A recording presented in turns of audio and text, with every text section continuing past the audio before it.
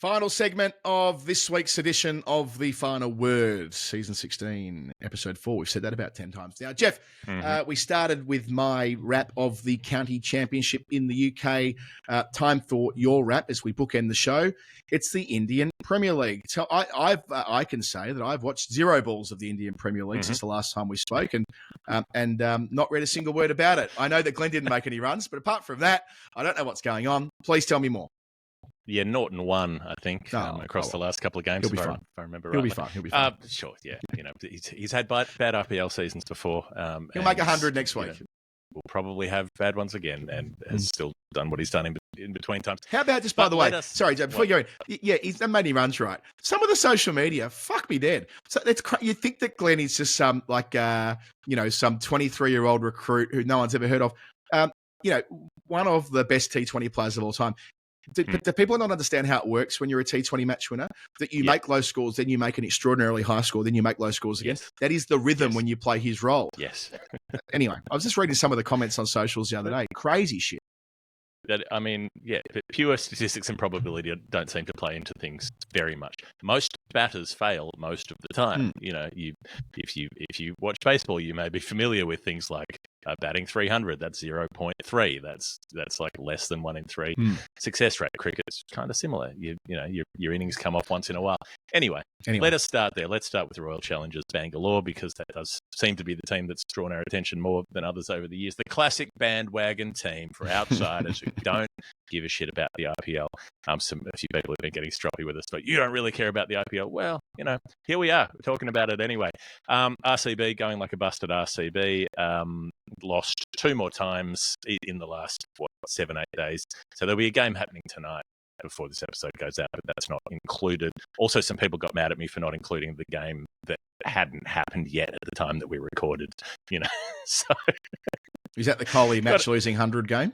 No, that was later. It was the let me see. No, it was a Gujarat game. Anyway, we'll come to that later because it will be included in this batch because it's the games that happened since we last recorded. RCB played twice, lost twice. The discourse, let's talk about that. Kohli's 100 against Rajasthan Royals. Yes, the hypothesis that it was a match for losing 100. This seems to be something that you picked up strains of probably on social media. I don't know anything about the game. You're going to have to just assume I know nothing. I've been very involved in what I was doing in Gibraltar. I need you to inform me. Sure. I mean, it's just interesting that's the theme you picked up. I think it's a somewhat unreasonable supposition. Okay. So Kohli makes 113. And there's talk about it because, people don't make a lot of hundreds in 20 over cricket. That's his 8th IPL 100. He's got the orange cap this season, most runs. He's by far the highest run scorer in the history of the comp. Overall, he's gone past 7,500 IPL runs, which is insane. More than 800 ahead of Dhawan, more than 1,000 ahead of David Warner. So he makes this 100. They make 183, and then Rajasthan Royals reply. Jos Buttler walks out and smokes 100 not out off 58 balls. Sanju Samson makes 69, and they win the game easily. And so there's a bit of hindsight wisdom here that people are like, oh, well, he obviously batted too slowly. 113 from 72 balls, a strike rate of 157, which, across a 20 over innings, that's basically a score of 190. That seems a pretty reasonable scoring rate to me in T20 cricket. Right? Is it not to do with is it not to do with the number of wickets lost from where they were or something? I felt like that was the thing that was going on there, that from where he was and where they were and how many wickets they lost, they should have been 200 plus. They got through the power play. They were 53 after the first 6 overs without having lost a wicket. But Faf du Plessis was battling as well. He wasn't middling them. He grinded away through 14 overs and made 44 runs by the end of the 14th over and then gets out. And then in the run home, Maxwell gets out for nothing. Saurabh Chauhan gets out for nothing. Cameron Green barely makes any, has a few swings and misses, single-figure scores all down the card. And so, it probably ends up being a good score if somebody manages to get 15 off 5 and boost it up towards 200. But it's not. That doesn't happen. So, yeah, I don't know. I mean, I thought it was pretty much hindsight wisdom to be like, 183 should be a fairly competitive score. Dew comes into it, it's easier to chase, and so it ends up being chased easily. And you look stupid if you've got a score that gets run down easily. But sometimes batting at the start is harder than batting at the end. Yeah. I guess that's fair enough. I mean, but I do enjoy the blow ups, right? I mean, this is probably where I'm more interested. It's like it's like you're giving me the omnibus recap of what happened on Neighbours this week, right? Like I want to hear the drama. I want to hear the drama bits. I want to hear the friction points. I want to hear who Carl Kennedy's shagging. That's where my interest in the IPL lies, and it's not a snobbish thing. It's just that there's physically too much cricket to pay close attention to these days. It is impossible to pay attention to everything. I choose to pay attention to the stuff that I have more of a direct relationship with. In this week, that's the county championship, but it doesn't mean I'm not interested in the drama. I need it fed to me. We physically don't have time to take it all in. Probably the people who are minutely watching every IPL game were not watching Sri Lanka's women beat South Africa. Exactly. You probably can't do all of it all the time. Well said. Yeah. So it's about, there were a couple of overs of spin after the power play that didn't get many scored off them. Ashwin bowled really frugally, and so people were getting mad that Kohli wasn't playing more attacking shots in the seventh over against Ashwin, basically. It seemed to be the theory. Anyway, he probably could have made 20 more, and they probably still would have lost easily with the way the Buttler was hitting them. Who knows? Anyway, that was Rajasthan's only game in our period that we're paying attention to. So they're 4-0, topping the table. Bangalore in that period already lost another game to Lucknow, which is the Justin Langer team. They got ripped up by Mayank Yadav, who you must have heard a little bit about here and He's there. fast, the isn't new he? Fastest bowler in the world. He is rapido. So he got recruited a couple of years ago. This is his third season. The first season he was deemed a development player and wasn't considered. Second season he got injured and couldn't play. So now he's 24. He debuts in the first week. He bowls a spell in the 150s and takes 3 for. And then the second game, this one against RCB, he beats those speeds. He gets clocked at 156.7 kilometres an hour at one point. He gets Patidar and Maxwell both out off the top edge trying to pull. He cleans up Cameron Green's stumps. He takes 3 for 14, wrecks RCB, wins the game. Everyone gets super excited. Got to go to India. Get him on the plane. Go on to the World Cup. So what happens? Of course, he gets injured next game, bowls 1 over, and then comes off the field in a win over Gujarat. But they were being vague. They were like, abdominal problem or something. Does that mean it's a side strain? They're saying we'll assess him this week and he might play again. He's not going to play again if it's an abdominal strain. So are they bullshitting? Who knows? Will he play? Don't know. IPL medical updates, complete fiction.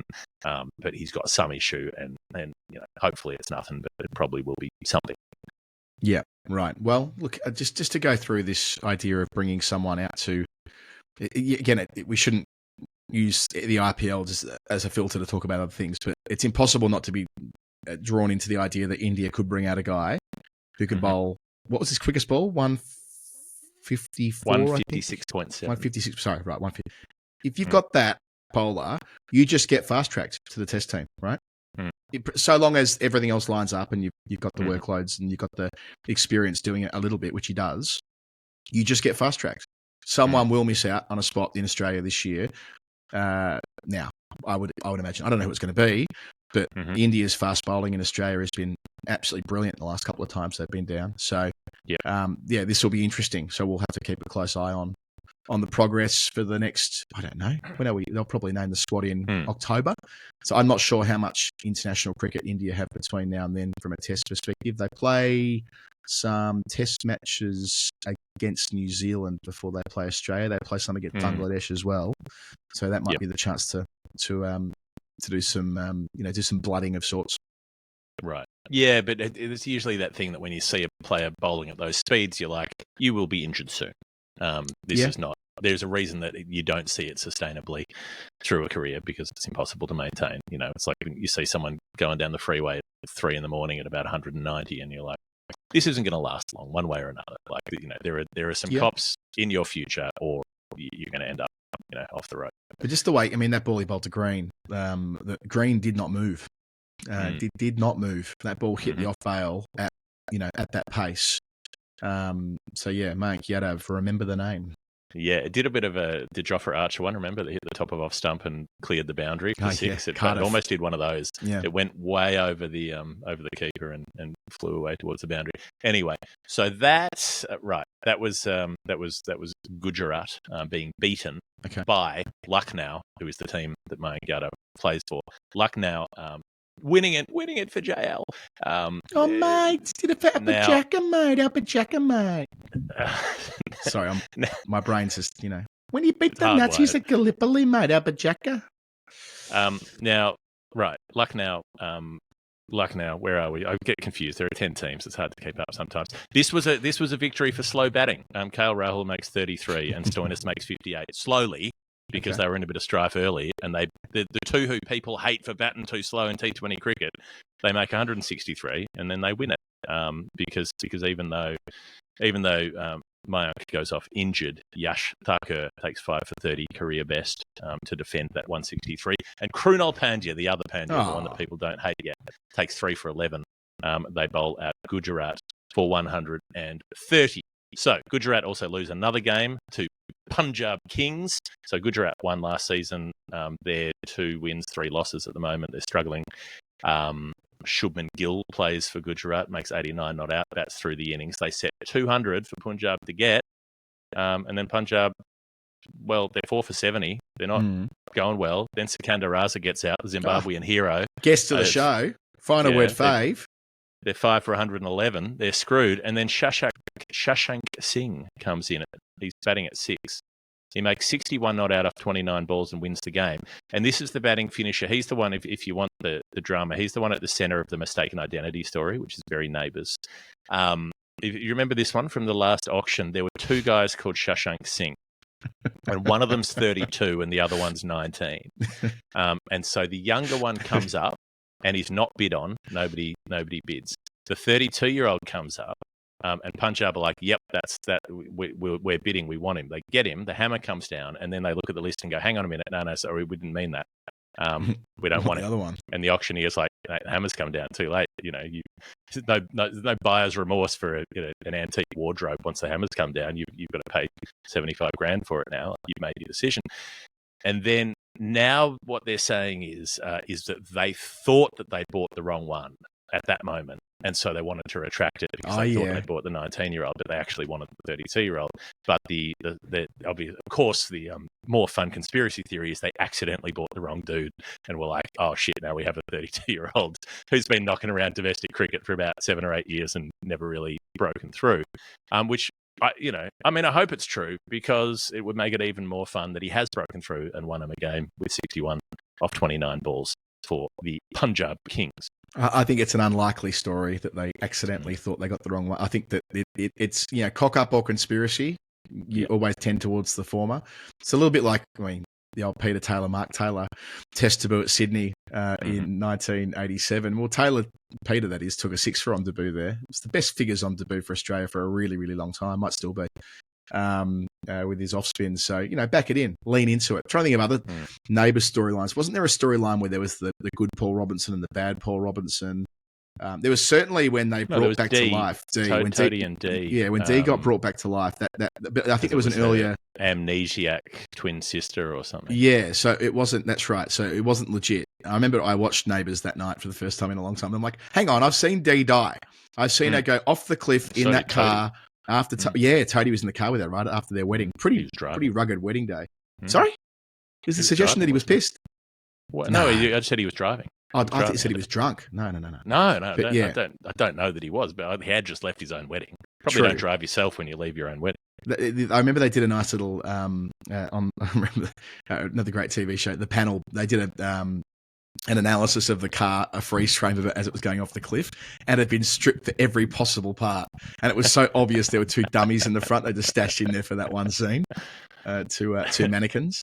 But after D, when D came back, bad D, evil D, and convinced Toadie that it was her, and it wasn't, of course, and he ruined another one of his relationships in the process. The guy just couldn't take a break, Toadie.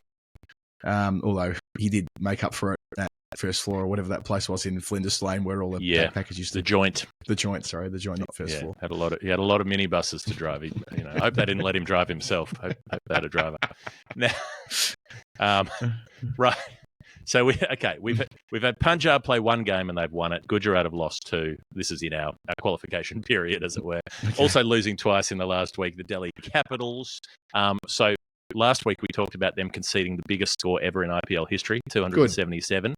This week they conceded the second biggest score in IPL history, 272. So things aren't going great if you're a Delhi Capitals bowler at the moment. Sunil Narine, so they were playing Kolkata Knight Riders, and we talked about Sunil Narine pinch opening. He did it pretty much full time in 2017 and 18, and it worked out a fair bit. He made some 30s and 40s, made a couple of 50s. 2019 he batted there for a few games. 2020 onwards it drifted back to being sporadic a couple of times a season. This year it looks like they've gone full time again. And this week he made 85 off 39, hit 7 sixes. This is a bloke whose highest score in all international cricket is 36, and he's gone out there and just about smoked a ton, opening the batting for KKR. Everyone else chips in down the order. One to keep an eye on, Anrich Raghuvanshi is 18, and he played the Under-19 World Cup a couple of years ago. He makes 54 quickly. Andre Russell makes some, Rinku Singh, Shreyas Iyer, Phil Salt. It's a fun batting lineup, KKR. They hit 18 sixes in the innings, so basically 1 6 and over through the innings. And then, 272, obviously, Delhi don't get near it. And then the next game, Delhi concede 234 against Mumbai and lose again. They are getting fucking pounded. This is just about the perfect T20 innings, Adam, team-wise. No milestones. This is, I think, the highest score ever made in T20 cricket without a 50. So Rohit makes 49, Ishan Kishan makes 42, Hardik 39, and then a crushing at the end, Tim David 45 from 21. Romario Shepherd 39 from 10. He takes 32 off the final over from Anrich Nortje, 4 sixes and 2 fours. So no half centuries, big 200 plus. Nortje also took wickets. So he took 2 for 65 off 4 overs. In his previous game, he took 3 for 59. So everyone's talking about how pace is great and Mayank Yadav will rule the world because of pace. Nortje's bowling fast. He's bowled 8 overs, 5 for 124 in his last couple of games. Have that. So the only bright spot for Delhi is that Rishabh Pant made 55 off 25 in one of the chases. And Tristan Stubbs made a 54 and then a crazy 71 not out from 25 balls, hit 7 sixes along the way. So, there's been a bit of fun stuff for them, but their bowlers are getting absolutely mashed. I have an irrational hatred of Delhi.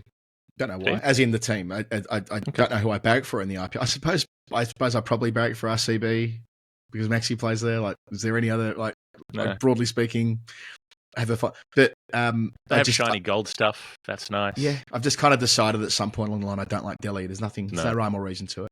Sure. Quite like Delhi when I was there, apart from not being able to breathe. I love all the stately buildings and I enjoyed being up that way. But sort of. But not being able to breathe was a little bit prohibitive. But yeah, the team itself getting clouted, I'm okay with that. 5 for 124 from 8 overs. That's a bad day out. I was watching some of that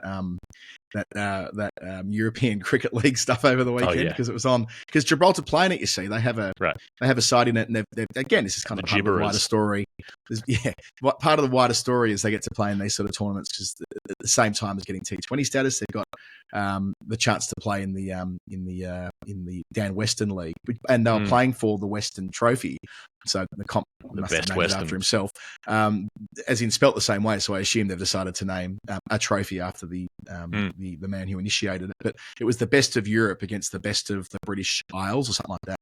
And in the final, I think it was the final, the Brits made 186 in the 10 overs available to them. So those scores you're reading off there from, I guess they're broadly in line. Yeah. Given they've conceded 272, 234 and 260 something in their last 3 days out. So someone's getting sacked. Someone's getting sacked. They've conceded a couple of 270s and a 230. Yeah. But I hope the MVP should be the Western Star and they get presented with like a stick of butter. Do with it what you will. Right. So we've got 2 thrashings for Delhi. They're very bottom of the table. RCB are second from the bottom. Okay. Both those teams have only won once. They're in the field. They're like, he's been spoken about as someone who worked on his fielding a lot and has become better. But obviously, this is Hyderabad saying, you're not going to bowl any overs of part-time spin, and we don't want you out there fielding. And Pat Cummins is the captain of that team. So it's an interesting call that Travis Head gets subbed in the second innings to open the batting and do nothing else in the game.